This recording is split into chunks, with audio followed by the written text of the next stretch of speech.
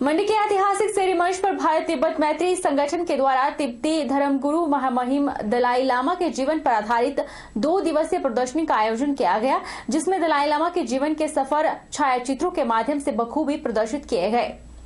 भारत तिब्बत मैत्री संगठन के द्वारा मंडी के ऐतिहासिक सेरी मंच पर महामहिम दलाई लामा के जीवन पर आधारित 2 दिवसीय प्रदर्शनी का आयोजन किया गया है, जिसमें महामहिम दलाई लामा के बाल्यकाल से लेकर नोबेल पुरस्कार तक के सफर को बखूबी दर्शाया गया है। भारत तिब्बत मैत्री संगठन के उपाध्यक्ष विशाल ठाकुर ने बताया कि इस प्रदर्शनी का आयोजन महामहिम दलाई लामा को मानवता और शांति के क्षेत्र में 31 वर्ष पूर्व मिले नोबेल पुरस्कार के उपलक्ष्य में किया गया है और प्रदर्शनी के माध्यम से उनके जीवन को प्रदर्शित किया गया है। उन्होंने कहा कि भारत तिब्बत मैत्री संगठन केंद्र सरकार से महामहिम दलाई लामा को भारत रत्न देने की मांग करता है। ये प्रदर्शनी विशेष तौर पर दलाई लामा जी के जीवन पर आधारित है। जो उनका बाल्यकाल से लेकर अब तक का जो सफ़र है वो इस प्रदर्शनी में दर्शाया गया है और उन्होंने मानवता और मूल्यों को जो शांति के लिए काम किया है उसको प्रदर्शित किया गया है।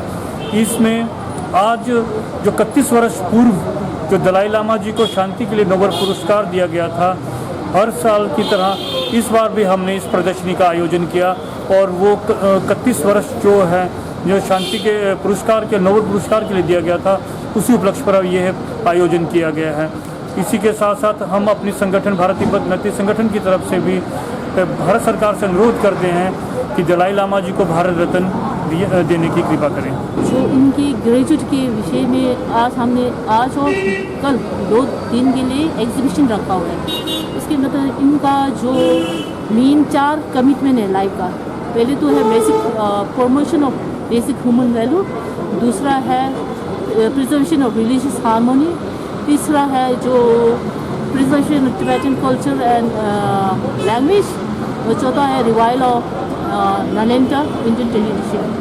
इसके बारे में वो रखा हुआ है, इसके लिए ताकि कोई यहाँ आए गुरुजी की जो गुरुजी ने हमारे तिब्बत और जो भारत के रिलेशन क्या क्या है वो ज़्यादा उनको नॉलेज आए। लोकसभा और विधानसभा उपचुनाव की तरह प्रदेश में होने वाले पंचायती राज और स्थानीय निकाय चुनाव में भी कांग्रेस का सुपड़ा पूरी तरह साफ हो जाएगा। यह शब्द भाजपा के प्रदेश महामंत्री त्रिलोक कपूर ने पत्रकार वार्ता में कहे।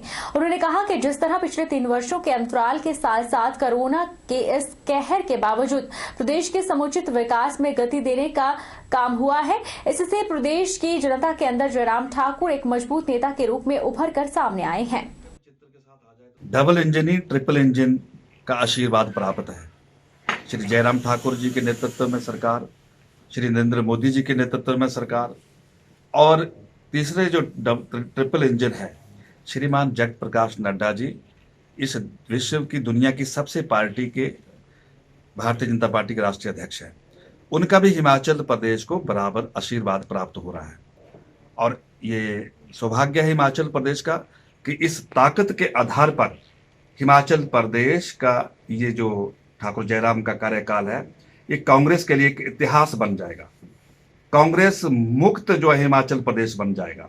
जिस तरह लोकसभा में कांग्रेस की पराजय हुई है, जिस तरह हुए बाद में उपचुनाव में कांग्रेस की जमानतें जब्त हुई है, उसी तरह पंचायती राज में भी ऐसी ही सेवा कांग्रेस की भारतीय जनता पार्टी करने वाली है।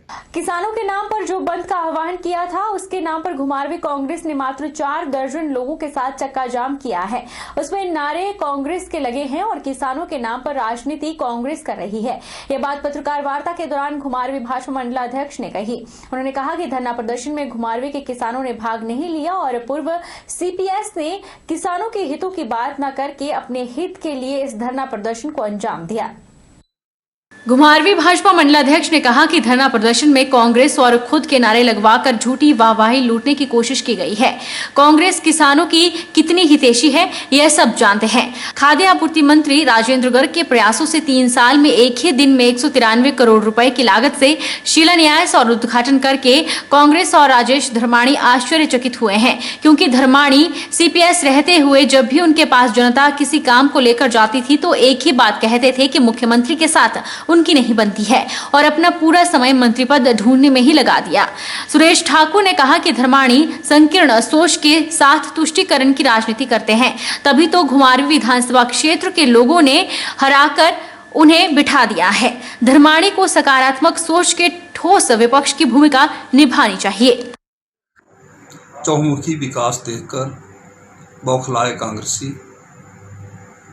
हाल ही में 8 दिसंबर को किसानों द्वारा भारत बंद का जो आह्वान था, उसमें सहयोग करते हुए घुमारवीं CPS राजेश धर्माणी जी का किसानों को ना जुटा पाना, मात्र 4 दर्जन कांग्रेसी कार्यकर्ताओं का एकत्रित होना देखकर धर्माणी जी आपा खो बैठे और किसान हित की बात ना करते हुए अपने संबोधन में व्यापारियों को कोसना व कांग्रेसी कार्यकाल की बात करना इस बात को दर्शाता है कि कांग्रेस कितनी किसान हितैषी है। नालागढ़ के पंजहेरा में एक ढाबे पर खाने के बाद पैसों के लेन देन को लेकर ढाबा संचालक और पूर्व विधायक के पुत्र और उनके साथियों में मारपीट हुई।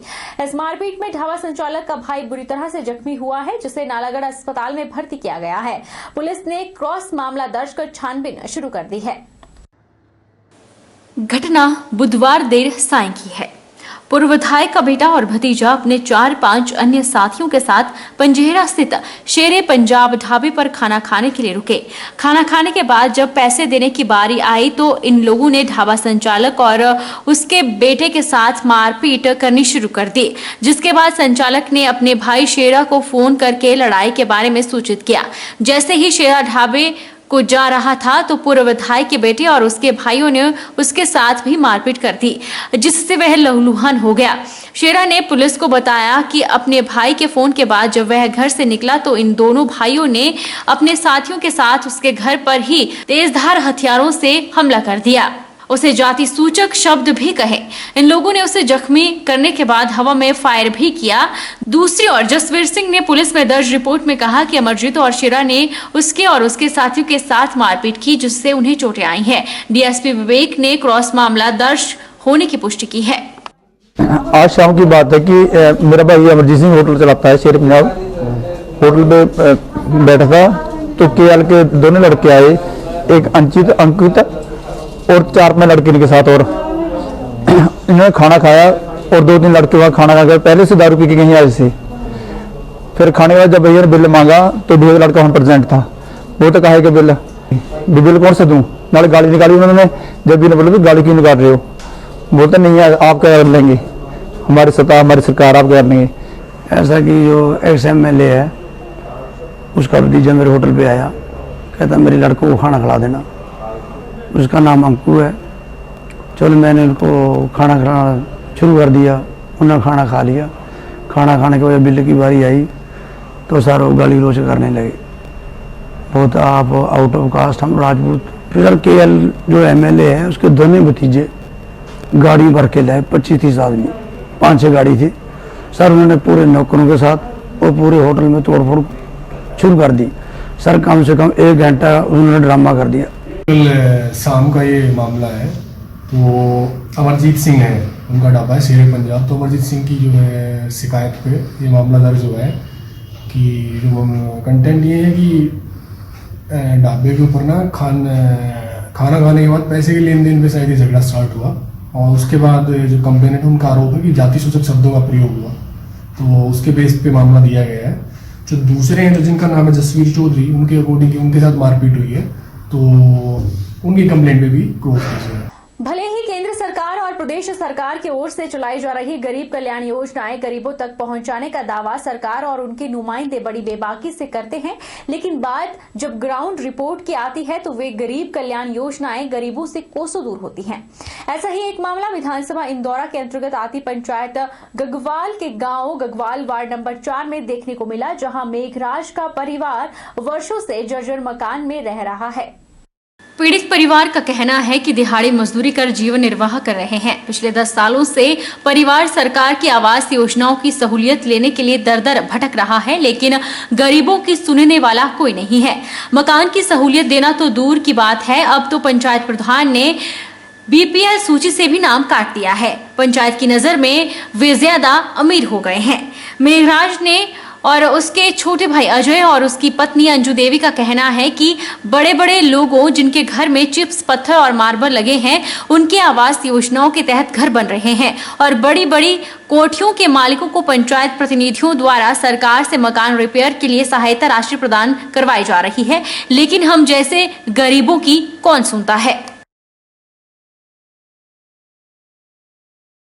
रुकेंगे एक छोटे से ब्रेक के लिए। ब्रेक के उस पार फौरन लौटेंगे, आप बने रहिए हमारे साथ।